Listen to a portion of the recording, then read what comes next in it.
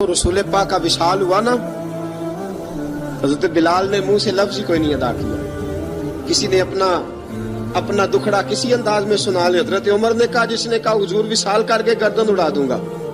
حضرت عثمان غنی نے کہا، خبردار کوئی مجھے آ کے نہ بتائے کہ مصطفیٰ وصال کر گئے. حضرت علی المرتضیٰ رضی اللہ تعالیٰ عنہ نے فرمایا، نہ بھائی میرے مصطفیٰ پر تو موت آتی ہی نہیں جس طرح آپ لوگوں پہ. سب لوگوں نے اپنے اپنے اظہار کر لیے نا، بلال نے کسی کو دکھ بتایا ہی نہیں. ایک کونے میں بیٹھ کے نا حضرت بلال اکیلے آنسو بہاتے رہے، کسی کو بتایا ہی نہیں، اکیلے روئے. ایک شخص کہنے لگا، یار بلال بولتا نہیں. کہا نہ بلاؤ اسے. عصر کی نماز کا وقت ہوا نا، تو وہ بلال جو کعبے کی چھت پہ بغیر سیڑھیوں کے چڑھ گیا تھا، وہ بلال جو کعبے کی چھت پہ بغیر کسی سہارے کے چڑھ گیا تھا، اس بلال کو کہا کہ بلال چل ذرا آذان پڑھ، مسجد کی چھت پہ چڑھ جا. حضرت بلال کئی بار چڑھے اور کئی بار گرے، کئی بار چڑھے اور کئی بار گرے. حضرت بلال حبشی رضی اللہ تعالیٰ نے آواز دی، کہا سلمان میری مدد کرنا، میری مدد کرنا. اب مجھ سے چڑھا نہیں جاتا، اب مجھ سے جایا نہیں جاتا. جناب سلمان فارسی نے بھی سوال نہیں پوچھا کہ بلال تو بیمار ہے، یہ نہیں پوچھا. حضرت بلال کو دو چار صحابہ نے اٹھایا، چھت پہ پہنچایا. بلال نے اذان شروع کی.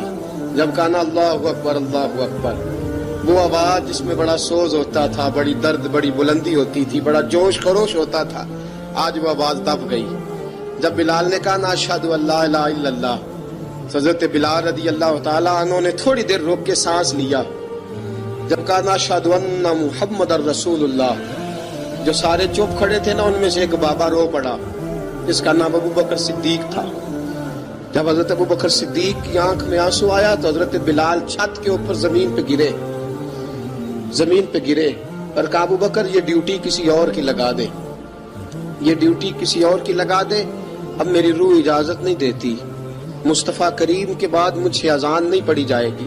آپ نے واقعہ سن رکھا ہے کہ ایک بار صحابہ نے بلایا، دوبارہ آئے، حضور خواب میں ملے. کہا بلال تو آتا کیوں نہیں؟ بلال چھوڑ کے چلے گئے تھے. فرمایا اب میرا یہاں دل نہیں لگتا. ملک شام کے شہر حلب میں چلے گئے تھے، چھوڑ دیا تھا مدینہ منورہ. اب میری نگاہوں میں جچتا نہیں کوئی، جیسے میرے محبوب ہیں ایسا نہیں کوئی. حضور خواب میں ملے، آئے مدینے. حضرت بلال آخری بار، لوگوں نے کہا اذان پڑھو. کہا مجھے وہ اذان بھول ہی گئی ہے جو مجھے مصطفیٰ کریم کے زمانے میں پڑھا کرتا تھا، مجھ سے نہیں پڑھی جاتی. نہ مجھے کہو، میں کیسے پڑھوں؟ امام حسن اور حسین نے آ کے دامن تھاما نا، تو کہا بیٹا میں تمہاری نانی کا بھی نوکر رہا ہوں، میں تمہاری ماں کی چکی بھی پیستا رہا ہوں، مجھ سے کوئی فرمائش نہ کر ڈالنا. میں نے نوکری کی ہے اور مجھے اگر اللہ نے توفیق دی تو میں تمہارے بچوں کے پیر بھی دھویا کروں گا. لیکن امام حسن رضی اللہ تعالیٰ عنہ نے فرمایا بلال ایک بار تو اذان سنانی پڑے گی. سنائی بلال نے اذان.